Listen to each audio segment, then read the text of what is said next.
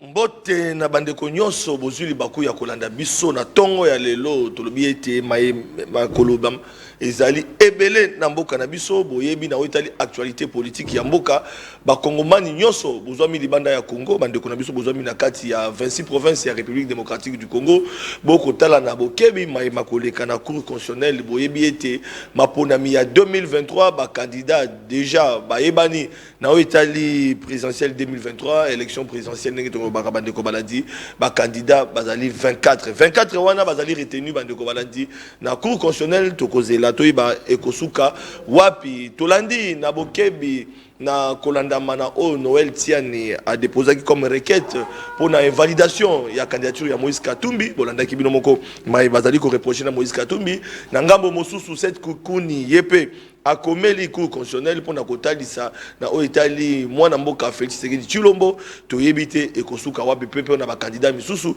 oyoyo eksengeli cour constitutionnelle a tranché akata na mikoloko ya ndeto koyeba résultat na yango tolobaki ete bandeko balandi sengi to analyser ba question oitali ba candidat mibale to pe ba candidat oyo bazali ko postuler na présidentielle à 2023 mais tout nezali ya bino et ya nozali ya biso te mais ya noza kozala ya invité na biso ya mokololo comme d'habitude bandeko kobalani to bisaki bino ete boko mesana na ba plateau wapi to ko bana ko partager entre confrères pour to analyser ba question d'actualité peut ensemble to mekape ko pesa ba point de vue pe ya mai bazali ko lekaka na mboka na biso na yango to sangani lelo na bandeko na ngai oyo bazali ba journaliste pe otoko yamba azali moko ya ba journaliste ya mboka na biso bolandaka pe na bokebi azali promoteur ya télévision na ye azali moko oyo pe azali ko continuer toujours ko évoluer na domaine wana à ce titre toko yamba pe poto ka analyse na ye ensemble na biso na bino bandeko balandi mituna na bino na ko rappeler bandeko ya Belgique bandeko na biso na Allemagne na Londres bozali ko tina ba message na bino nous sommes en direct donc ba numéro zali affiché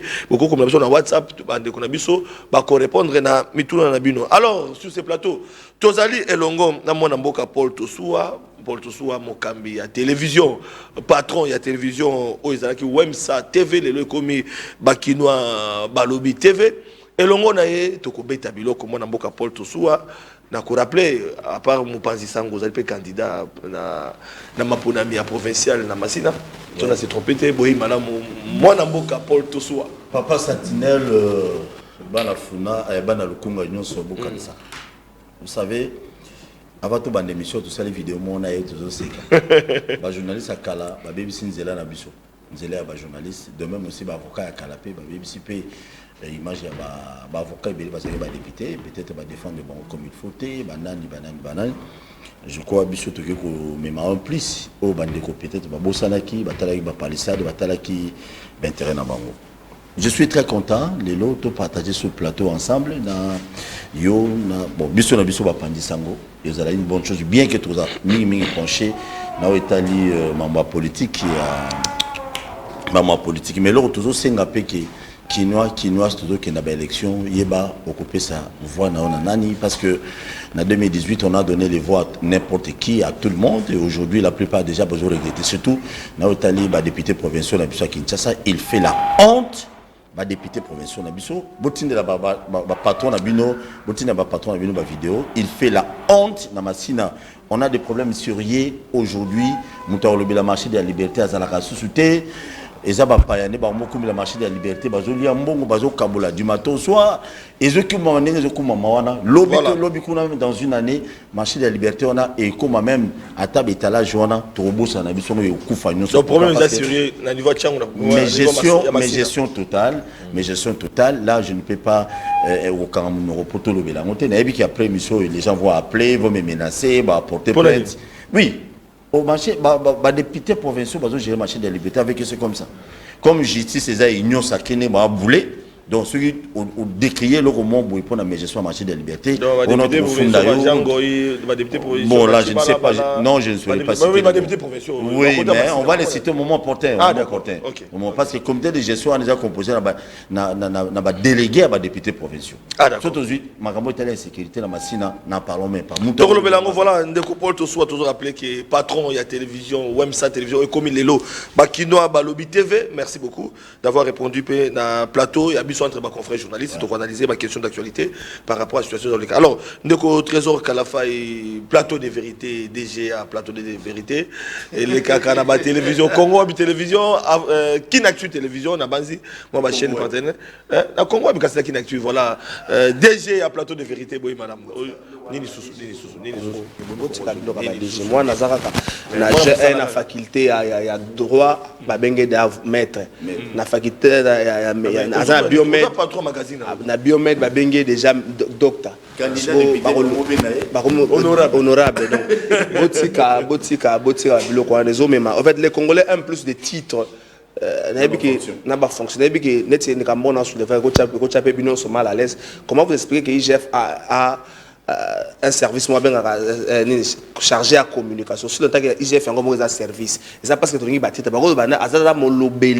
molobeli il y a service ou au moins on a un titre chargé à communication il y a service il y a pas mal de services dans ce pays au moins à bloc donc tout linga pensate ba bloc on a titre merci à exercice soyo mais mention spéciale la bande konyo so bazana en prison je me pose encore des questions. Pourquoi Barnabé Milinga a continué en prison? Je ne sais pas. Est-ce que peine naïe, à ta peine naïe, silité, mais ça n'a pas tout sous Bazaki reproché, n'a fait un peu plus grave que Barnabé. Pourquoi Barnabé continue à être en prison? La dernière fois, on a en prison, à Monaga, c'est vrai, on a mental à ma casse, mais pourquoi Barnabé continue à être en prison? Pourquoi pas requête à Mike Moukeba, Bazou, cours constitutionnel, pourquoi pas requête à Mike Moukeba, cours constitutionnel, à traité en côté? Pourquoi requête à Mike Moukeba, cours constitutionnel, en côté? Je préfère que la bande comme Balana, Poani Barnabé. Oui, Stani Boudjaki rappé. Bon.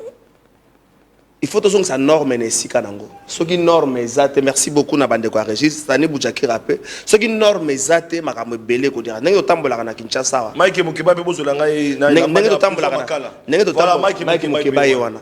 Donc pourquoi requête na cour constitutionnelle zo oumela? Pourquoi ils ont oumela? Est-ce que encre pour na mwina bani za ko papier zo exacte mikolo mbonga encre exacte pour na osala saisi. Est-ce que encre ndezo zanga? Merci beaucoup. Donc ça va bande ko na sous salikamo. Est-ce que le général, le commandant à ville province à Kinshasa, le commandant de la police est satisfait dans temps à Sali? Il a aujourd'hui plus de 100 jours, je peux dire. Est-ce qu'il est satisfait dans Moussala? Biloko hôtel de ville et Pekisaka, notamment camion et Kumbaka va vécu là-bas. Il y a une circulaire hôtel de ville interdisant camion et la maison. Tout le monde sait que ça a cop. Parce qu'il n'y a aucune preuve de paiement. Il n'y a aucune preuve de paiement. Il y a 200 000 preuves à paiement et à police. Général, parce qu'il et Kuluna et Zongi Makasi partout. Ce que ça a problème, c'est que c'est bon. C'est quoi c'est so bokolongola nga mena ozo mbongo te ole bato bakina bano bakenga na responsable kuna insécurité na Kinshasa makasi donc général azala mukulu bakokulune bato liboso ndako na ye ndako comprendre makamto so le bageza aso. Merci beaucoup beta en famille. On makambo okalafa le bien sécurité eza Kinshasa makasi na kisensu na kisensu m'a appelé il y a un groupe moi ba policier bakendaki po bakanga bakuluna bakimi bakangi mwana ya 14 ans une fille de 14 ans ba déshabillé ba tiké car na sous-vêtement ndeko Flavien et puis ba continuer na bureau na ye ba salo bango ba salaki et après ba qui m'a pris ba policier oui ba policier à tel point que non réaction générale et à ville jusque là Isati réaction commandant à ville Kinshasa jusque là Isati parce que na tindeli sur parce que na nani comment on appelle ça natindeli vidéo natindeli mais moi nananga ya 14 ans ba violé par policier ba agressé réaction na bino ozalani. Merci beaucoup. Voilà réalisation. Mais non, la famille est pauvre. Nous sommes en direct réalisation et c'est un peu d'être professionnel s'il vous plaît parce que il faudrait éviter il y a réalisation. Voilà. Tout à l'heure là comme je l'ai dit Bandeko Malandi Tokozala en face il y a un confrère journaliste, patron il y a télévision. Oyopé Azali parmi ba Oyo Bazali ko accompagner ba politique a Osa Moussa que journaliste Mokambi a Perfect Télévision mon amboka Peter Tiani Tokozana et Longo la base était Peter Tiani déjà oui il a avancé parce que Bandeko Bakozoyer tout à l'heure là on a rappelé que Ndeko Peter Tiani a outil fraîchement Lubumbashi dernier plateau to sana qui déjà Ndeko Peter Tiani awa tolobaki likambo ya voyage pour naie donc comme atala aéroport Anjili littéralement que le la girafe ndenge Moïse Katumbi azotala na Zambie. Mabi azotala Congo boy, mabi Félix da Kotsaki. Ndenge mopena mona mboka Peter Tiani. Mais Peter Tiani a outil Lubumbashi. Bande ko balandi avant to yambaye na ko présenter ndeko Peter Tiani boy madame pe na personne beauté. Merci Banamboka, félicitations, mention spéciale. Tout ça, l'émission, ça fait 1 ou 2 semaines. Je dois avouer que m'appelle, m'appelle, Bengi. Ma aussi dit ma casse mon colon. Bando, c'est que vous gérez Ginga. C'est que vous bloquez Ginga. J'espère que les lots vont bloquer Ginga. T'es le lot au bête biloko. Mais grand merci. Avant aussi fraîchement au vivre température. Merci. Comme dirait la biso ya Changu, porte soa. Bon, biso to soutenir kaka ba camarade na biso. Voilà. To soutenir bango kaka. Patrick Mouya ya ministre mazaka ndeko na biso kwa journaliste. To bebani lelo to kubongisa lobby. To bandeko na biso bazaka ka bandeko na biso. Flavien Roussaki, grand merci. En tout cas merci Nabino. Oui, na uti Lubumbashi. Enfin. Uti Lubumbashi. Enfin. C'était droit. C'était droit. Environ 45 minutes, 1 heure. Je Patrick local. Je suis système de caméra. On sait jamais. Parce que je suis bien.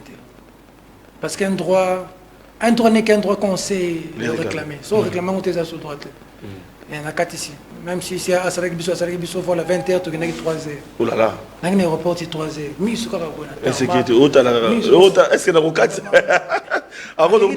Mais vous avez laissé. Après, on a quitté 3h. C'est un sérieux problème de le secteur aérien. Le régime Tshisekedi a tout foutu en l'air. Il n'y a pas d'avion aujourd'hui. Avion est zaté. Sur le billet lobby au Kennedy. Place sur ligne. Après, des billets au matin. Avion zaté. Dans ma compagnie privée. Oui, avion est zaté. Là, c'est Platon au fond de rabatteur. Avion est 2 moteurs. Avion est zaté. Avion est zaté. Passeport est zaté.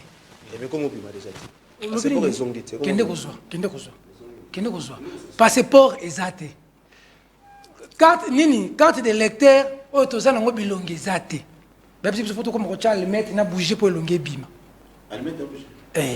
Permis de conduire est zaté.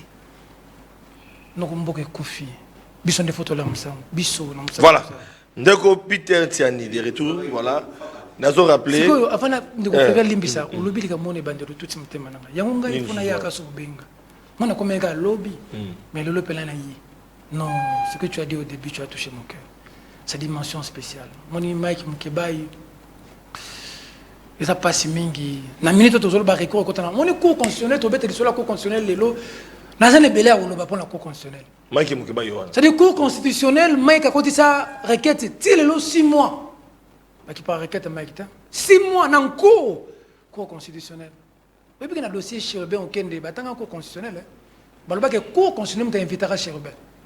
Après débat comment na cour, la cour a été essuyée, la cour doit être lavée aujourd'hui. Les gens ne se rendent pas compte. Nous qui avons fait la communication, bah Congolais belé le lot. Bah dossier moko bimia wa document bimi ya Stani. Bah le document ya Stani, muta bimisa kengo, nous ka jana fika bimisa document.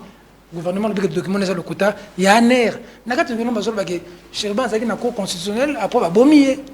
Ça dit cour le lot azala ba charge belé na mutu. Cour fois c'est lavé. Cours, il faut se laver. Nous avons fait comme les chérubins au Kende, Nani, porte-parole ensemble, bras droit à Moïse Katumbi, à Koufa.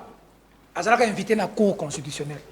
Même cours où on a trouvé des solutions dans les Kambouya, requête à Makambouya, validation Moïse Katumbi. Mais nous avons la cour, voyez. Nous avons Mobali. Biso to pona nzela ya pasi. Nzela ya boloko, nzela ya cimetière. C'est difficile parce que des fois ma femme n'aime pas que je dise ça à la télévision. Mais c'est un état d'esprit. C'est des choses que nous allons affronter. Non pas pour que Moïse Katumbi devienne président, mais pour que quelqu'un qui peut nous diriger puisse être en mesure de donner aux Congolais la valeur qu'ils méritent. Peut-être que tu as 27 millions de bungi. 24. Mais 3 millions qui déjà. Ça dit que si non fâché les lobos ko gérer ngate zéro na oh so prévenir les lobos gérer ngate ça dit que moni mboko yo eza ba tata na ba mama na bangote mboka nous analyser moni mboko yo lira mbonga l'état te yo lira mbonga l'état te yo lira mbonga l'état to bunda na mutoke na biso ba journaliste neto na sina bino que sur journaliste ko so mutoka partout na vie aux allons réussir comme ça ne pas si moko imaginer merci beaucoup mais ba ya moko ba vandi boye mabumine ba sala rien na mboka oyo ba frapper 24 millions mutakanga mite mutana prison te c'est voilà ça dit na mite mutana makale zanani Mike Mukebai mutana makale zanani Jean-Marc Kabund Paul Baki muyibe zana mboko mutana boloko zanani Stani Boujakira Chamala. C'est-à-dire journaliste. Mais Stani a aidé c'est-à-dire ce régime président qui serait de des mandats Stani Boujakira Zaka na boloko. Ata journaliste ata journaliste moroté à kobete le régime qui serait de maboko. Kaka pona Kaya Stani journaliste news. Mais il a beaucoup communiqué pour les c'est-à-dire Kaya Stani Boujakira biso tout communiqué. Kaka pona Kaya Stani j'étais un journaliste qui bango nyonso. Na boyeb c'est ba journaliste article 14 il y a déontologie na biso. Éthique et déontologie c'est biso solidarité. Ah, nous Stani Boujakira bakangia seni. Mais n'oublie pas. Stani Boujakira bakangia seni. Avant d'oublier. Un journaliste aujourd'hui. Stani Boujakira bakangia yeb sanga seni. Oui, c'est ça le problème aussi. Balobi Stani Boujakira, t'as la directeur à presse présidentielle. Place à où t'as la yebakate. Tant ba Flavien na bino bozo bundana Félix. Bon bazala ça y est ça là quelque part, c'est pas. Mais bazala. Non, c'est une précision détail. Nayebi place à Outate. Omoni Eliezer Tamboy. Omoni Eliezer Tamboy. À certains sur la position na yengai. Le long na CP la position Eliezer Romozo. Mais na dernière minute. Au moins mieux vaut tard que jamais. Pour ne pas master nangai. Eliezer to Kembi na régime Tshisekedi. Papa to Kembi. Mais Moutou Moko Baye na TV directeur à presse présidentielle, nous avons suffisamment d'éléments que Stani Moutou à ça qui article la Jeune Afrique. Abimsi c'est créer instruction. Stania Robima. Stania Salé Loroté. Personne n'a dit que ça. Azana Boloko, injustement. Voilà, merci beaucoup. Faut pas libérer. Voilà. Akobima. Merci. Il a tout mon soutien. Et enfin, est-ce qu'Adel a maladie? Est-ce qu'Adel a maladie? Dans le bac Nabino Awa. Salomon est malade. Dernière vidéo, voilà, merci. Des médecins ont attesté aujourd'hui qu'il. Je ne sais pas s'il y a des choses que je dois dire à la télévision. Non. Il y a des choses et des situations et des réalités vitales dans la vie de Salomon qu'on vous retrouvez à sauter. Je répète aujourd'hui à la télévision. Non, on ne peut pas trouver comme ça. C'est créé à mon il est des choses dans la vie de Salomon qu'il ne pourra plus retrouver. Le mal est profond. Non, il est très malade. Le mal est profond. Merci, Peter. Le pouvoir passe. C'est-à-dire, Moninga, la sala boloko, babrakangai. Nalinga nanga pena daye nzamba boya ba aussi bakenda mboko to tikango eloko ezate. Peter Tiani, merci beaucoup. Toujours kota na mama na likambo oyo evandisi biso mokolelo. Enfin, 24 candidats na présidentielle en 2023, entre autres Mwanamboka Moïse Katumbi, Balobi Batata Mponyo, Délice Sanga, Mukwege, Mwanamboka Félix Tshisekedi, Basamo Ebele, Noël Tiani. Mais deux questions dans l'ingé tout le lelo parce que tous les journalistes sont réfléchis. Tout l'année cette Kikouni au père côté requête dans la cour constitutionnelle pour na kolobela été moi na mboka Félix Tshisekedi dans l'élection les cas qui azalaka na kombo ya voilà cette Kikouni est là voilà merci il est candidat président et puis avec azalaka candidat président na maponami il y a 2018 à Talisi à l'endroit moi na mboka Félix Tshisekedi était Tshisekedi a bengamaki Félix Tshisekedi na élection il y a 2018 mais ma ponami oyoyo Félix Tshisekedi comme Antoine Félix Tshisekedi Tshisekedi Chilombo Félix Touro est comme Tshisekedi Chilombo Félix Antoine voilà précision détail alors balobi da comme on a été débat il faut pas valider Félix Tshisekedi na présidentielle Moïse Katumbi dengue mon copain Moïse Katumbi Noël Tiani a continué toujours à douter de la nationalité de Moïse Katumbi et que c'est qu'il va arriver. Alors, des questions là. On peut préciser. Noël Tiani a dit Moïse Katumbi n'a pas information on dirait Azouaka nationalité Moussousou. au-delà de la nationalité congolaise. Attends, la nationalité jusque-là, parce que la nationalité congolaise est une nationalité. Alobi azo douté. Non, il faut tout ça préciser, il faut pas comprendre Makamelo China alobi. Alobi te kazo douté nationalité d'origine à Moïse Katumbi. Alobi azoaka nationalité moussou. C'est-à-dire une nationalité congolaise une exclusive. Donc il y a celle qui nango peut-être pour des raisons d'affaires ou des raisons moussou azoaki nationalité moussou. Merci beaucoup. Bon éclaircissement. Alors Peter Ntiani, nous sommes devant un débat où le bâtiment soit analysé le mandat, on va réfléchir. Yokanisi Boni. Merci Namotuna. Monsieur Minene besoin de je suis très mal placé à parler des pervers sexuels et des pédophiles. Oh, je suis pervers sexuel et pédophile. Attends, non, c'est valeur. Et là, je suis vie, je suis zappé. Je suis chômé au Ramsala. C'est là dans l'oba. Tu as l'oba. Je ne crois pas que ça va attaquer. Tu as l'oba. Non. Na koloba. Tu me disais que tu as l'oba. On peut empêcher la télé. Le nom est un maïele. Na loba. Moi, je n'ai pas de lobité. Tu gères un bogate. Soto lobité. Quand la faille mboga ezo kende faux. Nous mboga ezo ke faux. Kota la matière. Ça dit que les tous aboyés. Carburant et mati. Mboga ezo kende faux noko. 3200. Mboga ke faux. So carburant mati. Il y a de l'incidence sur lui, quand tu poses ma question, c'est pour le bâton l'émission. Incidence, c'est ça. Donc, nous carburant mati, transport et comata, bilogo et comata. La verbe élection. Je vais y arriver. Ngai naza d'avis que il faut qu'on constitutionnel la tika bande réunion sur bakende élection. Atika la biso Félix Tshisekedi a fachi béton à kende élection. C'est requête à 7 qui connaît. Fondé ou pas fondé, les a pembé. Pour l'angaï, on a un loba. Dossier ça, il y a problème à Moïse Katumbi. Et il y a une émission en émission Leki. Tout, c'est Moïse Katumbi. Moutoumou Koutaye Bisinga, il faut président de la République qui a collaborateur dans les Belé. Bazumbo à Moïse Katumbi. Bah ça la campagne à Moïse Katumbi dans le co. Comment ça?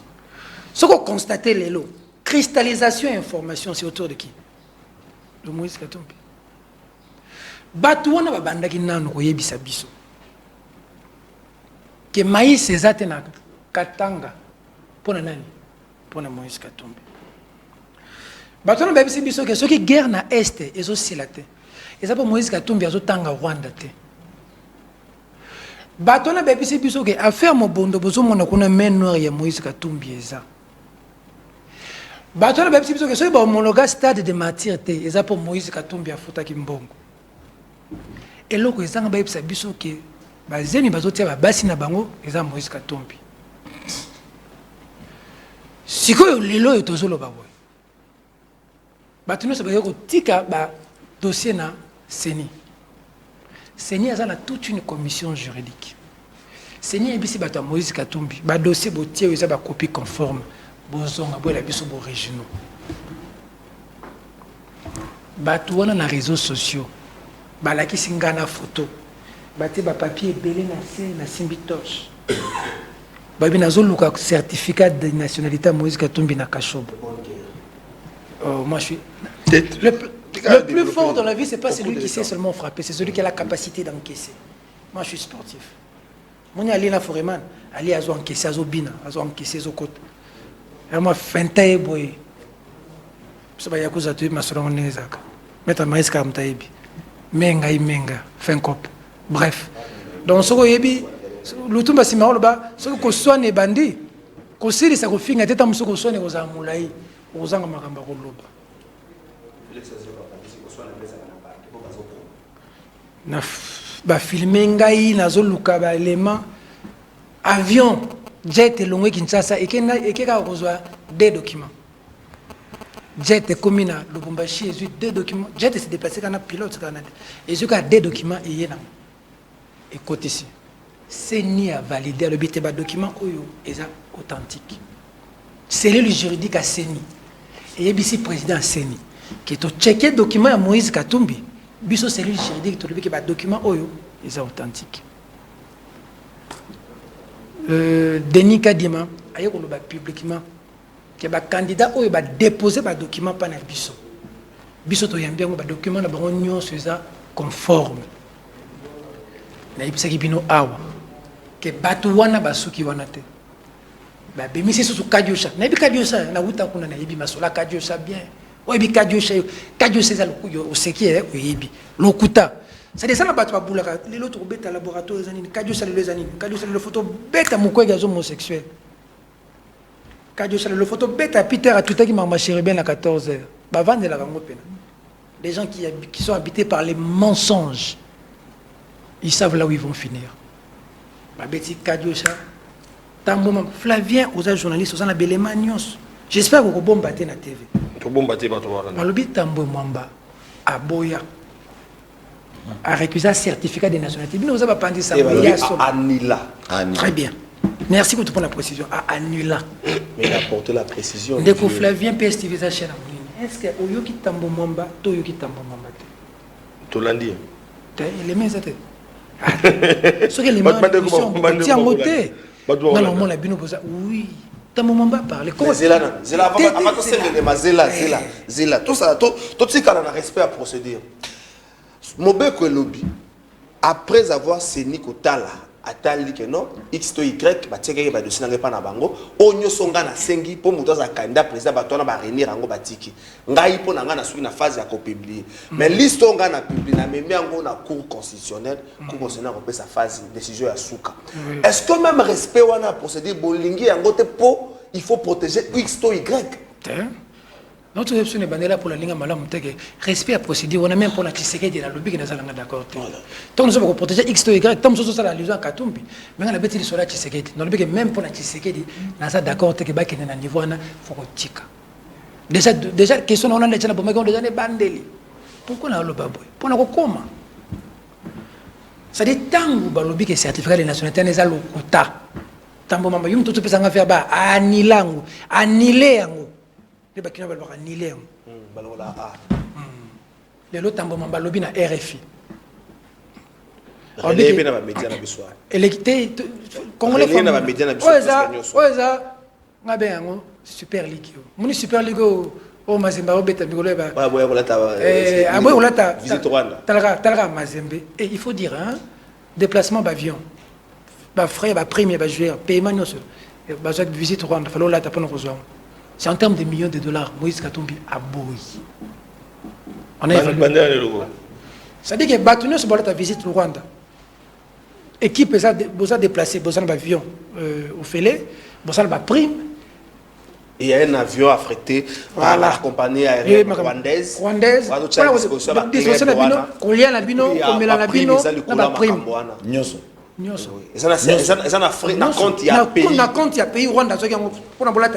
Mais Moïse Katumbi aboyi. Aboyi nyoso wana. Ah Moïse aboyi. Asa seul club où il y a beaucoup là ta visite Rwanda. C'est un club congolais. Moi, j'ai demandé au ministre, il faut tout ça mention spéciale Kambango, tout comme ça le Kambango, moi, parce qu'il y a eu. Vous êtes sûr que ça va se faire? Non, j'ai demandé au ministre, tout ça le Kambango, pour moi débat exactement Makasi. Il faut tout ce qu'on a esprit, tout ça, on a besoin de tina Congo, tout le monde a batika makambo na biso. Voilà. Donc ça dit que Moïse Katumbi a boya. La minute où Mozambique n'a se déplacé. Tina Moni a gagné. Tina ba prime. 17 heures. Tu n'es pas bloqué, Mazembe pas bête dans Lubumbashi, à quelque bête en Tanzanie, mais a gagné.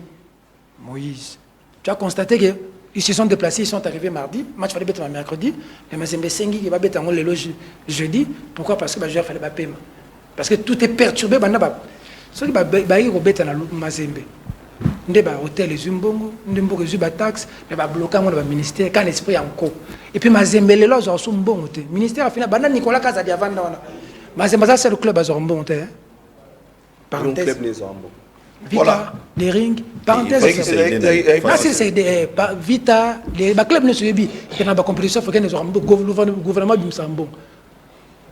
Bamsou des par match, c'est un par match $500 000.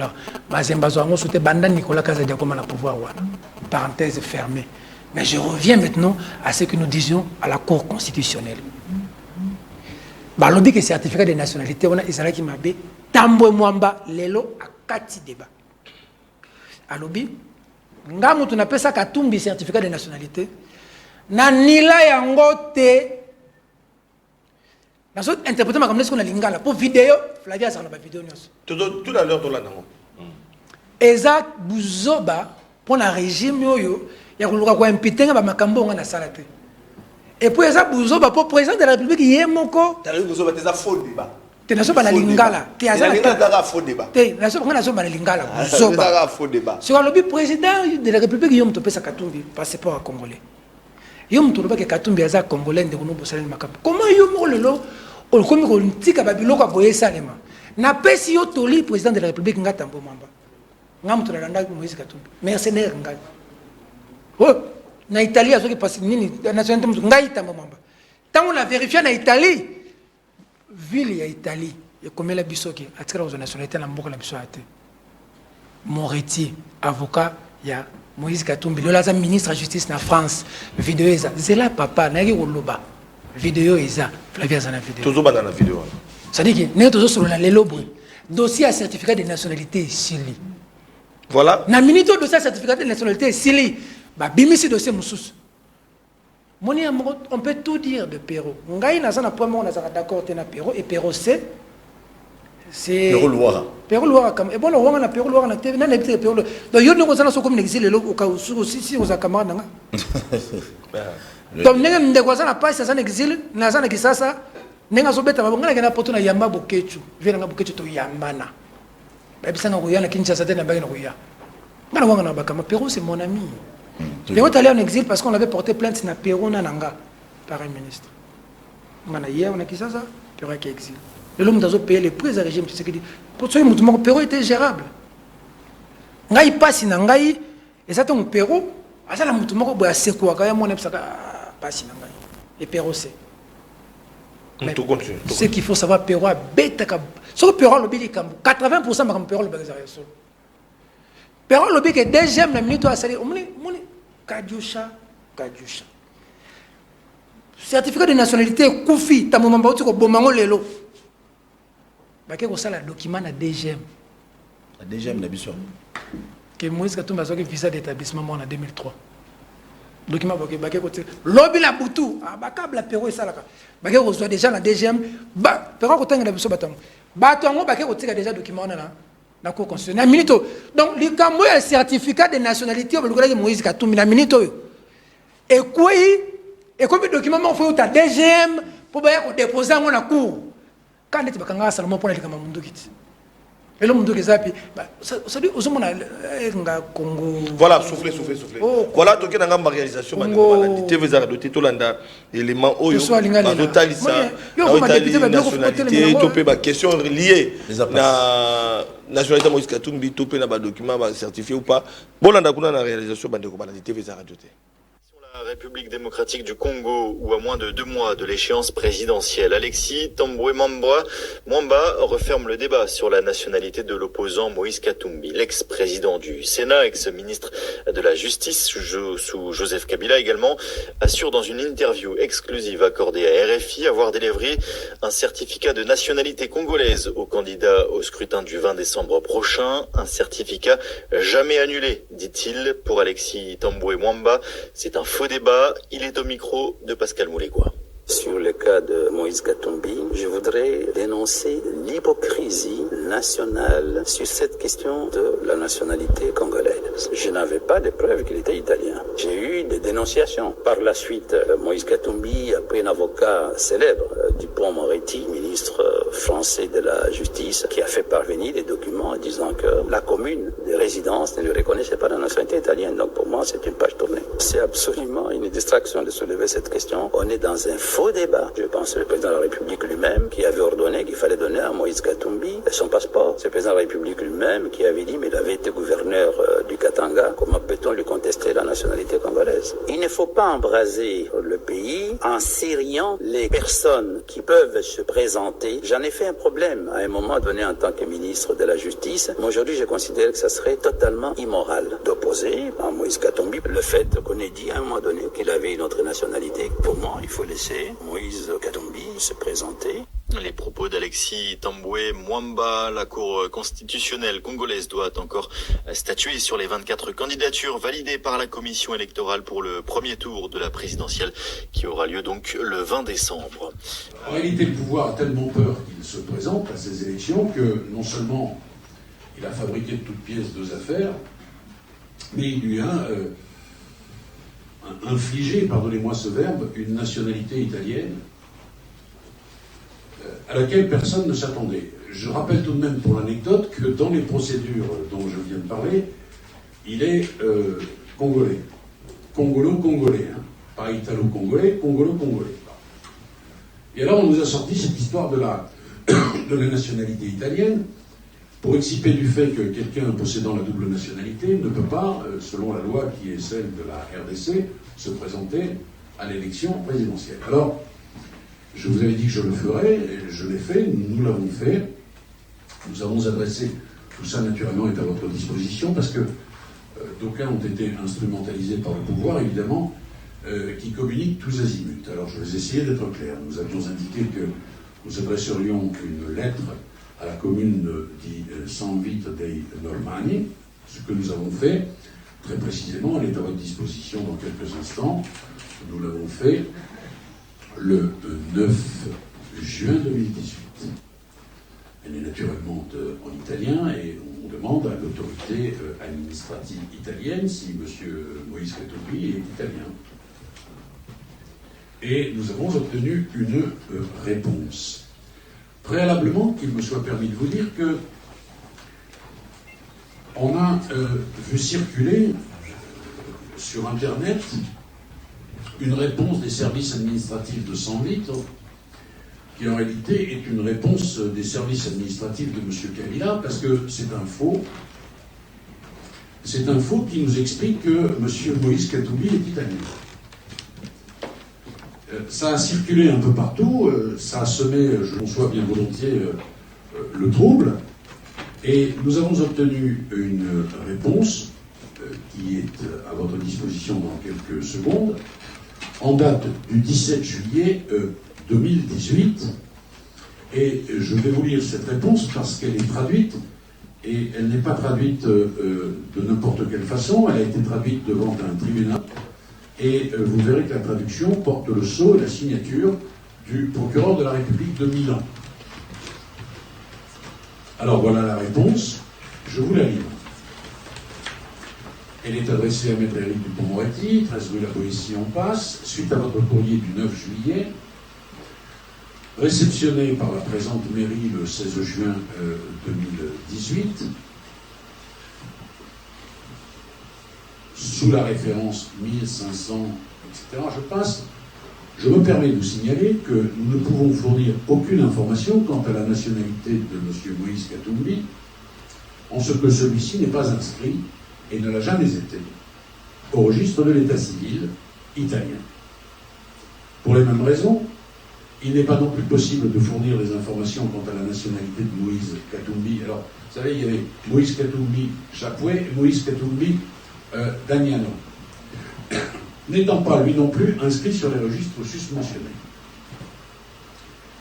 L'autorité administrative italienne va plus loin. Il est de plus précisé que l'administration municipale n'a jamais mis à disposition de tiers de documents concernant la nationalité des dites personnes. Ça, c'est pour ceux qui circulaient sur la toile, et n'a jamais fourni d'informations ou de données officielles à leur égard.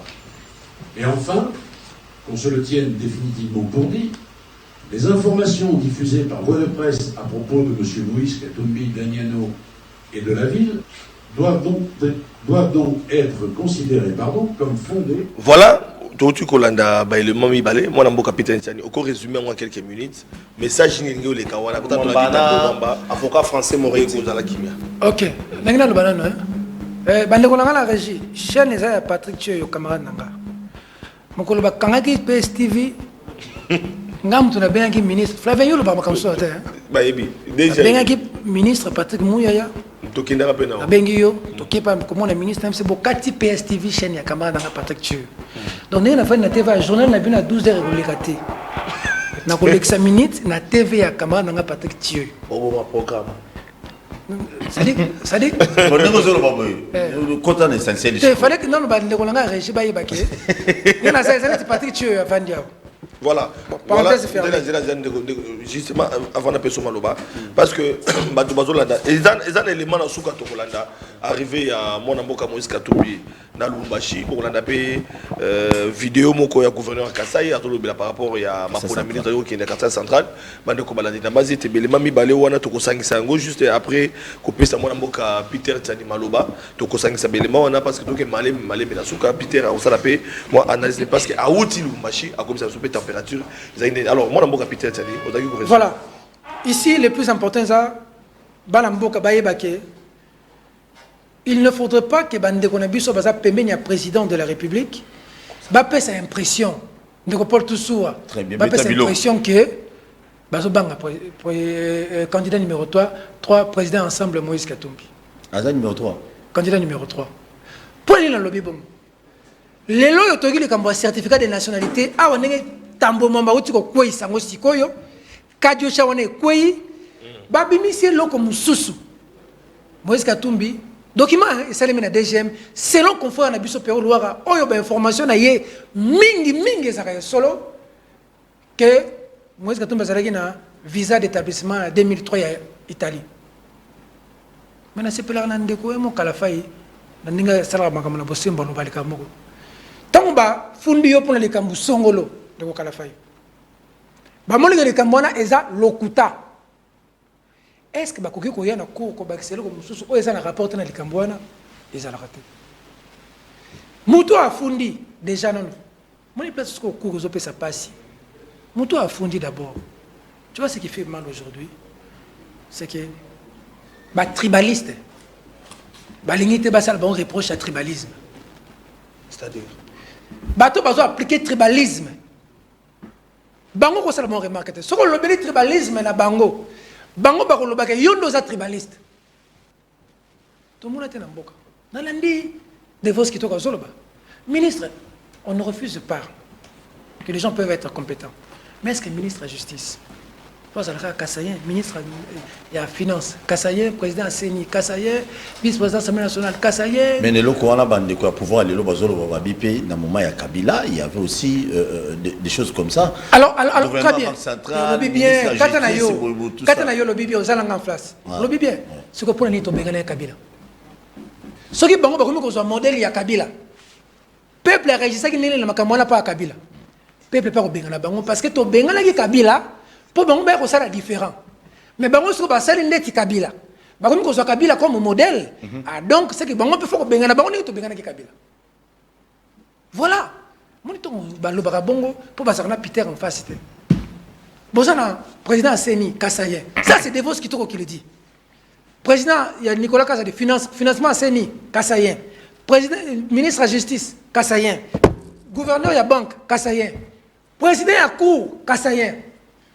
La requête contre Moïse Katumbi, Bazami Balé, Baron Balé, Kassayen. Ministre de l'Intérieur, Peter Kassadi, Kassayen. Ministre de l'Agriculture, Kassayen. Bon, ça va. Chief Wadi, requête, il y a les Bosso, Kassayen. Tiani, Kassayen. Baza autour à chef de l'État. Baza de mon compte. Bango moko na Kassayi basalene. Na Kassayi mboka na bango moko. Parce que bisino so to saba congolais mais to ta net ngana za kino. Ni ya Kinshasa, Ganda Kinshasa, na melaka na Bandal, na melaka na Gombe, na melaka na Bon Marché. Na ibi mo ngala mo na kin. Kimbuta chango. Ah, na kalisi de Komadilu. De Komadilu jalo. Pour la za kinois. Ah, les léopards. Quoi na za kinz? Mais na za congolais. Comment bino bato place moko kaka? Ce qui est le bien contre un tribaliste. Ce qui est le bien contre Boloko. Ce qui est Daniel Safo le bien contre ya Batami. Mais gouverneur qui a cassé central. Le bien contre il va propos à tenir. C'est tout. Alors bien que sur la cassé central, seul le contre Makoluna qui s'est dit musu ko mekate. So meko aux makam na yo. Na mboko so au sali au lobeli tribalisme. Aux un problème fautika. Mais nous devons aider le président de la République. Pourquoi? Pourquoi? Je viens du Katanga. Je viens du Katanga. Je viens du Katanga. Félix Tshisekedi, Aza Mwana, il y a Etienne Tshisekedi. Nous avons suffisamment de problèmes dans ce pays. Monsieur le Président, tu es le président de la République, tu es le maman Denise. Oh, Pour nous savoir bien la maman Denise. Et ça, quand on a des journalistes, nous avons fondé qui va corrompre la maman Denise pour n'attaquer été na TV. N'attaquer été, n'a pas attaqué jamais. Pour la politique, il y a attaqué la maman na bana na sala kamuti. Pour ngai Peter Tiani. Et ça ngai. Ce qu'on a un problème là, président de la République, comme le Félix Tshisekedi, on a un problème là, maman Denise. Message. Ça, c'est moi. Message à maman. Pourquoi je dis ça du fond de mon cœur? Ça, je peux te dire. Joseph Kabila est en train de vivre ici, après son mandat. Félix Tshisekedi doit vivre après son mandat. Ce qu'il y a une élection, Félix Tshisekedi a une occasion. Il y a qu'on lavé l'élection en 2018. On a entaché dans l'irrégularité pour le compromis à l'Africain. Tu sais qu'il y a gagné à Autriche. Félix Tshisekedi a gagné. Congolais, tu es ministre, tu es président français, il y a un compromis à l'Africain. Oh, il faut gagner. Le président de la République, il a un moyen, il y a qu'on lavé l'élection en 2018, en 2023, qui va organiser de bonnes élections, à BTP Moïse Katumbi et laver le président Paleki. Il ne faudrait pas y faire cette impression que Moïse Katumbi est imbattable, il faut affronter, il faut qu'il soit de côté. Pour message aux collaborateurs et au président de la République, et merci pour le plateau pour Pessingaï. Le président Félix Tshisekedi, la TV, dans mon vidéo sur les réseaux sociaux, le président Félix Tshisekedi, au Salakanini, au Vivakandengini. Le président Bingaï, à l'instant, nous vivons, Nambongo, où est moi, Sinanga Maman Denise. Batu Batombo qui va nous critiquer le président de la République. Mais moi, j'ai compris autre chose dans ces messages. Le président disait que ma femme que vous voyez là aujourd'hui, qui est première dame, hier... Avant qu'elle soit première dame. Oui, je sais, à l'époque en l'opposition. Oui. À l'époque en l'opposition. Le président disait que l'habitant là, ça qui n'a pas si. Ton là, ça qui. Maman, boso mon alelo, azala qui n'a pas si. C'est comme ça que moi je... La femme qui t'accepte dans les moments difficiles, elle t'acceptera dans toutes les situations de la vie. Maman Denise l'a fait pour le président Félix Tshisekedi. C'est pour ça que j'ai du respect pour cette femme. Je lui dis, Maman Denise, Batubaza autour, il y a chef de l'État, Balingi Mokondité, Maman Denise. Preuve à Liboso, Mboka, il y a président de la République, à 2 mois des élections, c'est 27 millions de dollars. Salil Moussala 3 millions, Baïbi 24 millions. Pour l'anzela à Kananga Moujimaï. Quand l'anzela Kananga Moujimaï, Ngaïté, à Lingeti, chef Moutalobia, Ngaïté. Maman Denise, Batouana, ministre Moka Lekana Tefalobi, Toza, Bamiyibi. Bako Kima papa. Et puis, le bon, on a Moujimaï. Bako Kima papa. Maman, Naouti Katanga. Je viens du Katanga. Vous êtes des confrères, chers amis. Nous sommes obligés d'alerter l'opinion. Il y a un ça ne va pas. Ça ne va pas, Ngoyani. Je viens du Katanga. Et là, je ne parle pas pour Moïse Katumbi. Il y a tellement trop d'injustice que ça va péter. Les Katangais me disent, Katangais, merci parce qu'ils accueillent vraiment. Au Katanga, c'est comme si je suis à Kinshasa. On m'offre à boire, on m'offre à manger, je suis touché. Katangais, balobi langa boy.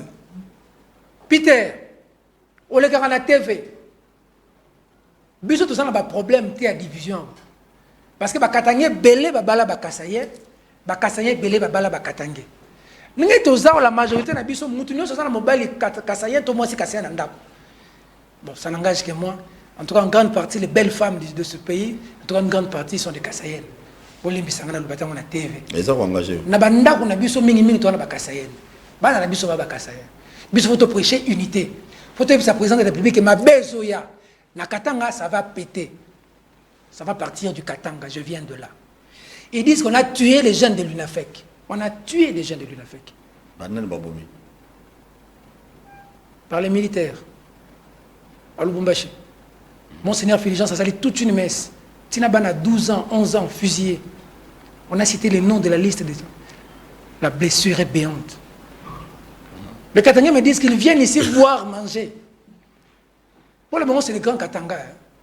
Ils sont tout le temps à Kolwezi. Fifi Masuka Saliboy, Bakamula Mama Wana, Bakamula Nyonso Mama Wana, Bakenakaka Kolwezi. Vous aimez les Katanga, vous n'aimez pas les Katangais. Ils me disent ça. Peter, dis-leur que nous, on a besoin de la paix. On est marginalisé. Il y a un homme d'affaires là-bas à Lubumbashi. bah toi il dépasse bah écoute que ça la réunion de Bosanda qu'on a il y a maison naïe à Boyi pas menacé tout ça ça réveille des velléités et il m'a dit va dire aux Congolais qu'on doit être unis, que les élections doivent être un moment de nous mettre ensemble. Mais... si vous cherchez à disqualifier, si vous cherchez à disqualifier des candidats, soyez-en sûrs que nous les Katangais nous n'allons pas l'accepter parce que nous ici nous avons critiqué Kabila. Mais au Katanga, Kabila c'est leur fils. Hein. Au Katanga, Kabila c'est mon bango. Il dépasse ça biso. À côté de na kati que Kabila c'est Rwanda. Il dépasse à côté de na kati que Mukwege c'est Burundi. Il dépasse à côté de na kati que Kamere c'est Burundi.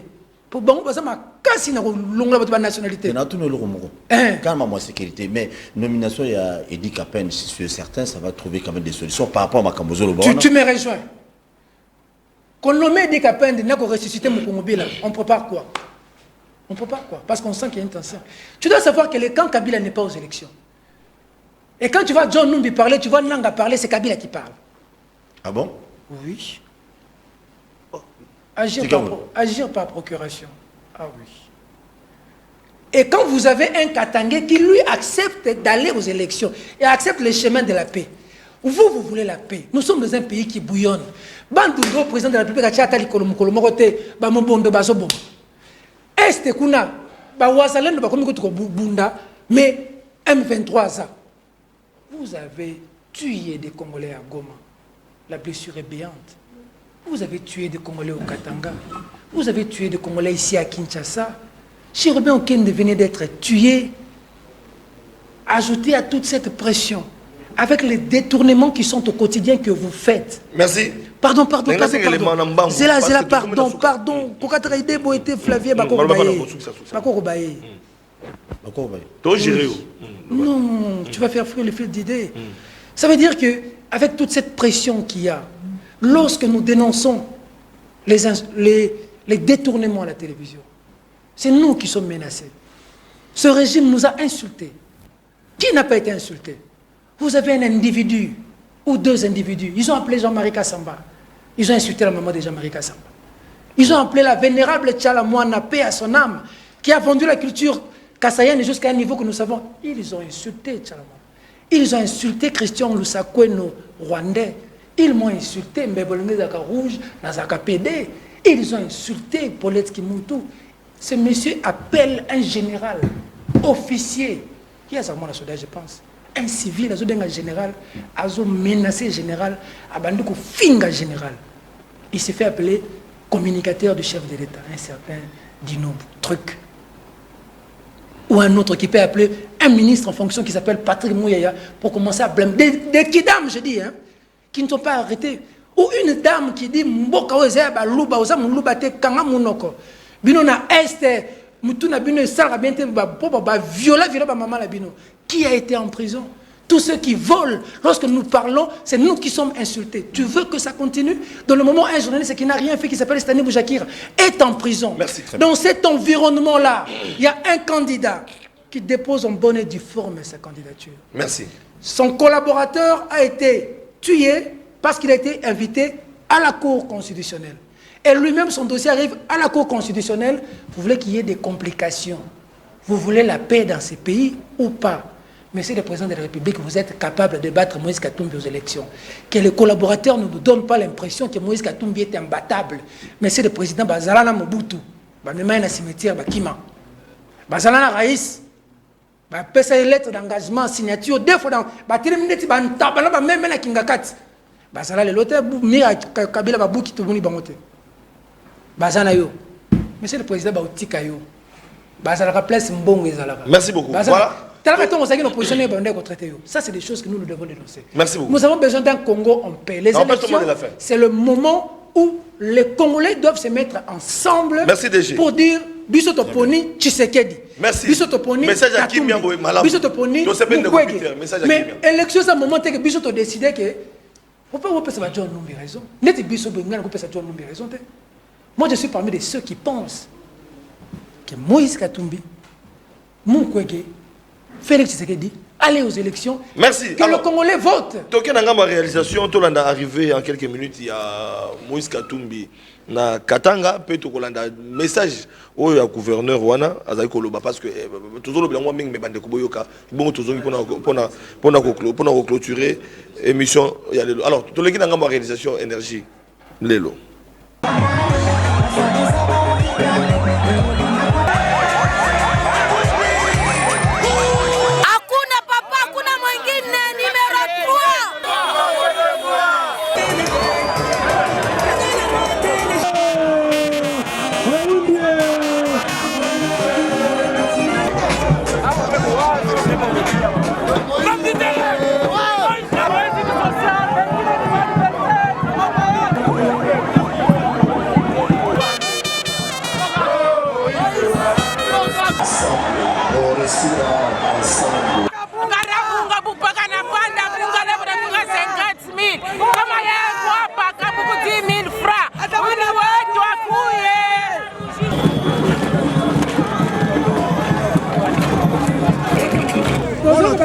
Cour constitutionnelle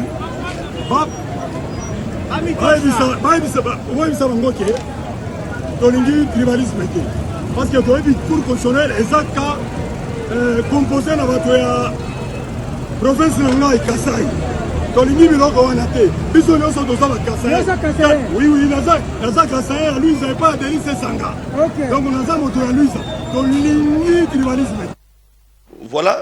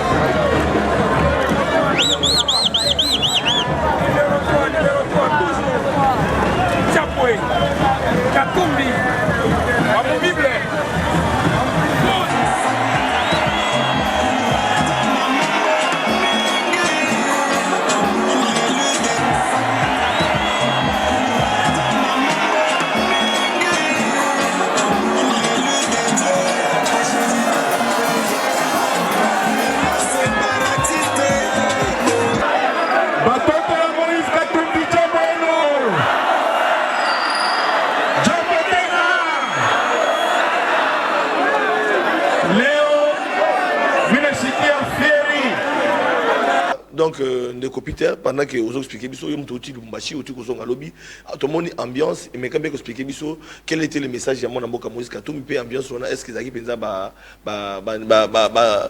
louchoa, ba monde bazala ki wana, oui.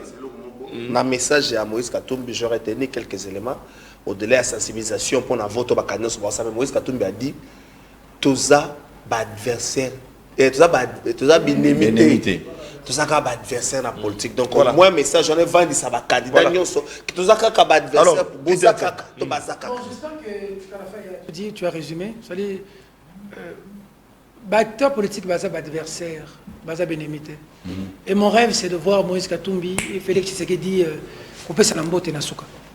Mibali ba beta na ba beta ni ba signani ba pesa lambote, bo popoli pesa lambote. On a ba le choix ba ko accueillir moi, je Moïse Katumbi, image triquette Yangwana, TVza Radio, Flavien Lobara, TVza Radio Yangwana. Des centaines de milliers de Congolais, ils croient en quelqu'un. Pour eux, ils estiment que les changements, c'est pas possible. Est-ce que pour on décider que le Congolais vont voter nani, toi voter nani. Ce que déjà pour les lots, ça n'a pas indice, il y a partialité. Pour on a des lobbies, il y a contentieux électoraux. Ce que déjà les lots. Parce que c'est toujours avec les camps Moïse, je viens de le rappeler ici. N'oubliez pas que Chérubin, avant de mourir, il a été invité à la cour. Chérubin a été invité à la cour. À comment toi, à comment tu es évité. Balobi à comment. Balobi à comment. Bon, Balobi, Bamona était, Bamona. Dose la résultat. Balobi à comment. Dose la résultat. Enquête est déterminée nyonso. Chérubin, porte-parole et ensemble. Collaborateur, il y a Moïse Katumbi. A démissionné à Tiki pouvoir pour Alanda. Moïse Katumbi, la salle en a émission. J'ai une dignité. Ils étaient à 3 avec le vénérable Excellence Christian Mwando. La benga est na cour constitutionnelle. Voilà, toi, il faut le comme la souka. Mais l'autre jour, à souka na cour, t'es à la morgue. C'est le nom de la kunzin zotote. Toi, c'est la banquette. Toi, le chef n'a document n'a pas comme na cour wana kaka. Il posait les sous problème. Tolinga mboka. Chérubin, mon le paiement. Et Makila Chérubin kokanga kaka Flavien. Non. La vie humaine est sacrée. Mon lelo, tout à l'heure, Makila Chérubin gang. Voilà. Makila ba Congolais ba koy na gomo. Bamoni photo Chérubin. Makila Congolais koy na gomo. Chérubin Chérubin Kendete envaillant.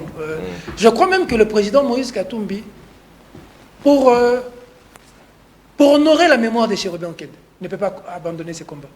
D'accord. S'il veut que le monde continue à considérer qu'il est un leader, pourquoi t'en as parlé? S'il veut que le monde continue à considérer qu'il est un grand leader, il faudrait que le sang de Chérubin Okende crée une vengeance. C'est-à-dire que Chérubin est tombé dans ce combat, Moïse Katumbi est resté. Tu sais, Pierre Lumbi disait, non, Christophe Lutundula m'a dit dans la vidéo, Peter, la seule manière d'honorer la mémoire de Pierre Lumbi, c'est de faire de Moïse Katumbi un jour président de ce pays. Et Batouba Koufa, Magombaloba et les testaments, Baba Kyungoloba Langa. Tu sais que j'étais son conseiller en communication à l'Assemblée nationale. Quand le Baba est parti, j'ai démissionné. J'ai laissé l'argent. Le Baba m'a dit, Peter, retiens la date d'aujourd'hui. Pour nous, Katangé, c'est Moïse. On a fait l'émission, j'ai publié ça. Si on retire Moïse, ce sera une grave erreur. Merci. Que le Congo va regretter. Voilà. Donc aujourd'hui, avec ce qui se passe au Katanga, on termine l'émission. Avec ce qui se passe au Katanga, avec ce qui se passe. Merci. Il nous reste 2 minutes. Parce que tu as suivi à Kisangani. Tu as 10 minutes. Comment tu as suivi à Kisangani comment des Congolais ont lancé le message pour Moïse Katumbi. Voilà. À Kisangani. Merci. Alors, donne un message au gouverneur. Et puis tout ça, est-ce qu'ils avaient tout le coup et bon, tout clôture, tout comme la souka. Merci la réalisation. On va accélérer sur 10 minutes. Merci beaucoup.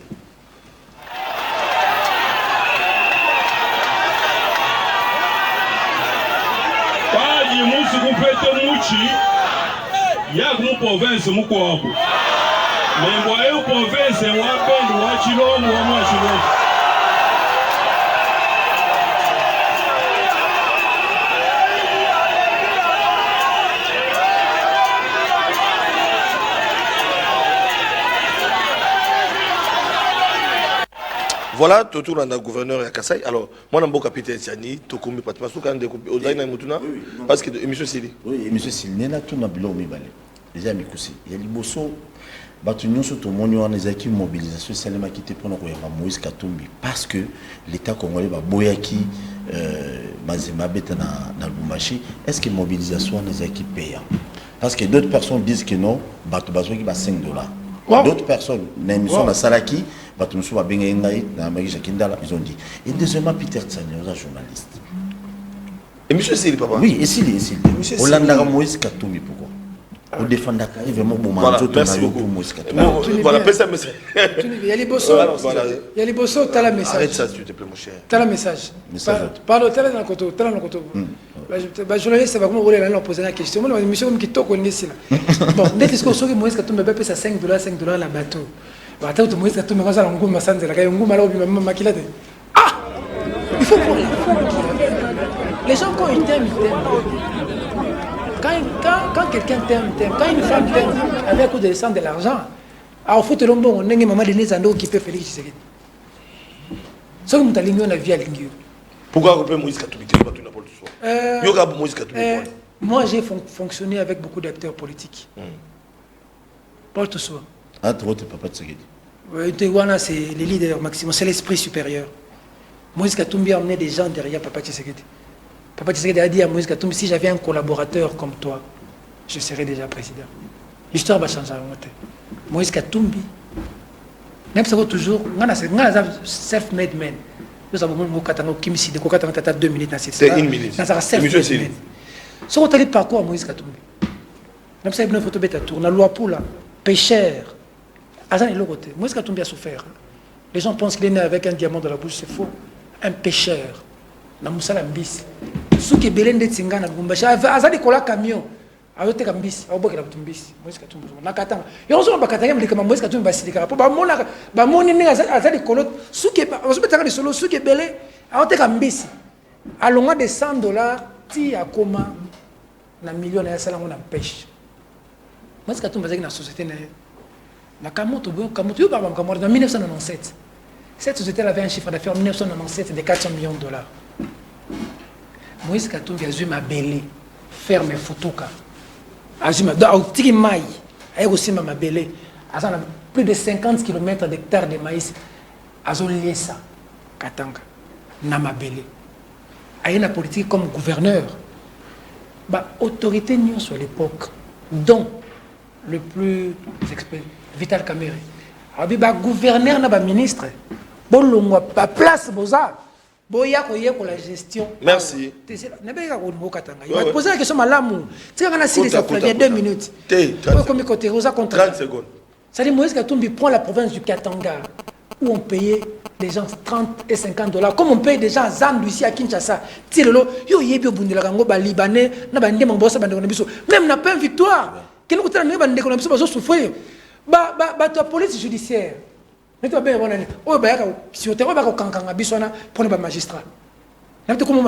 ils étaient en grève récemment. Oui. La police judiciaire. Agent du parquet. Agent du parquet. Agent du parquet,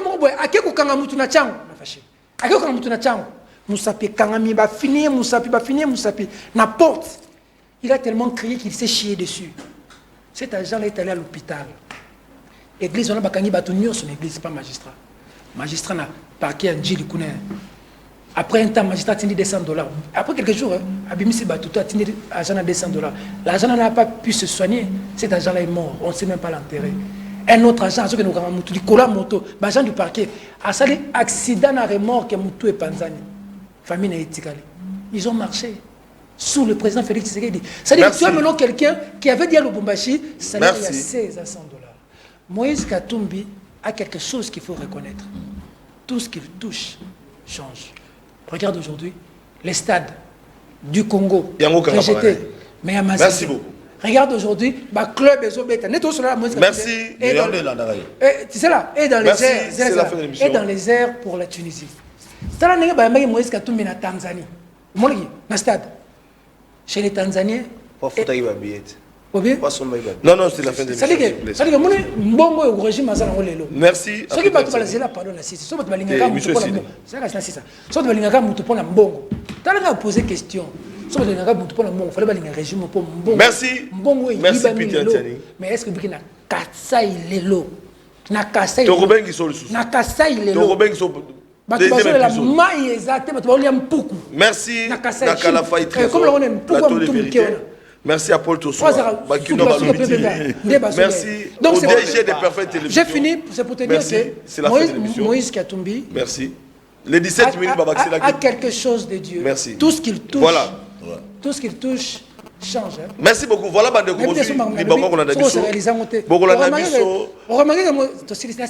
ah non, monsieur Sili.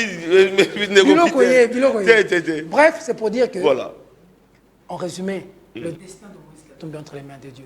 Merci. Ce que Dieu a prévu pour lui, c'est ce qui va arriver. Et ça arrivera. Merci beaucoup. Voilà, Bandeko Balandi, Bokolanda, émission Oyo, na Congo na 15h, et puis Lobi na 10h. Bakino Balobi TV, Bokolanda Yango, Lelo na 21h, puis na rédivision de na 19h30, na PES TV, puis Bokolanda Yango, na Perfect Télévision. C'est même Bimba. DG Bokolanda Yango, na Nyota Télévision. Donc ça dit que Perfect Télévision. Nyota Télévision, c'est même mon bimba. Merci beaucoup. Voilà Mandeko Balandi. Tokabwani. Merci. Collaborateur direct. Merci. Merci la réalisation, merci l'énergie.